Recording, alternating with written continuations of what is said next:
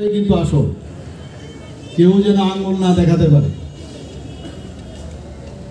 সেটাই হবে প্রকৃত অর্থে আজকের দিনে। যদি আমরা প্রতিজ্ঞার দিন আছে, ওনার জন্মদিনে আমাদের প্রতিজ্ঞা করতে হবে, সৎ পথে চলবো, সত্য কথা বলবো,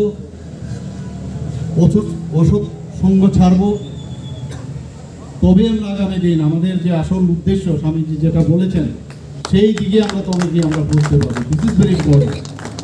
হয়তো বা অনেকে অনেক কিছু পেতে পারে, নাও পেতে পারে, পদ পেতে পারে, নাও পেতে পারে, কিন্তু আমার যে উদ্দেশ্য, আমি I am born for others, not for my self. এটা খুব ইম্পর্টেন্ট। বুঝতে চাই না, আমি কেন বুঝতে পারি না সেটাই আমার এক এক সময় চিন্তা হয়। কারণ এই যুব সম্প্রদায়কে জাগানোর জন্য যে স্বামীজি বারবার বলছেন যে তোমরা জাগো, নিজেকে চিনো। আজকে বিভেদের মধ্যে আমাদের ঐক্য। উনি যখন সারা ভারতবর্ষ ভ্রমণ করলেন, দেশাত্মবোধের ভাবনা ওনার মধ্যে চলে এসেছিল। উনি দেখেছেন ভারতবর্ষের যে কৃষ্টি সংস্কৃতি, তার মধ্যেও ইউনিটি ইন ডাইভার্সিটি উনি বুঝতে পেরেছিলেন।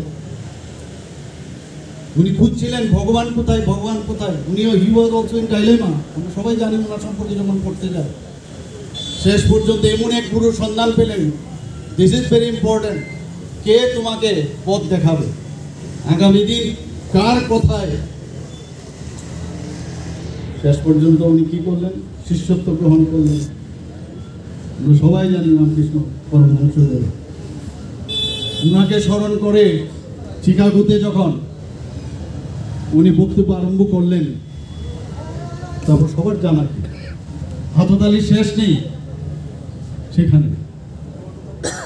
আমাদের মধ্যে